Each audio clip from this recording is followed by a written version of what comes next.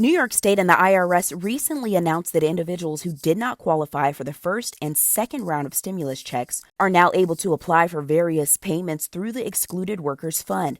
The Bronx Documentary Center recently hosted sessions to help people fill out an application to qualify as an excluded essential worker. Majority of the people who need the payments are undocumented workers who are not able to file taxes, making them unable to receive government money. A excluded worker is a person that didn't qualify for any benefits.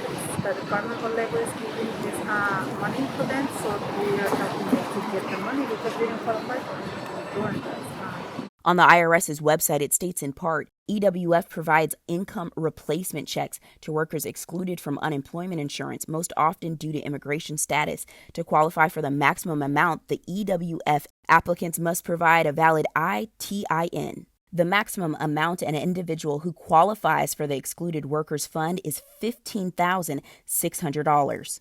Now, the purpose of these sessions is to help people get the money that they deserved who didn't initially qualify for the first or second stimulus check. We spoke with one woman who said that she hopes that this money will help get her and her family out of the shelter system.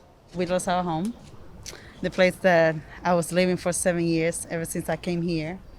And yeah, we lost it because we couldn't afford, we couldn't, pay our rent. So the person asked us to get out. I had to find a new job. I had to drop off from school. Angie's story is similar to many other undocumented essential workers, losing housing, money, and with no friends or family in this country to fall back on.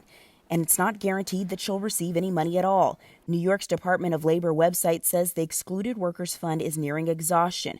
Though they urge people to apply, they cannot approve all requests. The Bronx Documentary Center says they will continue to help as many people fill out the application until the funds are gone.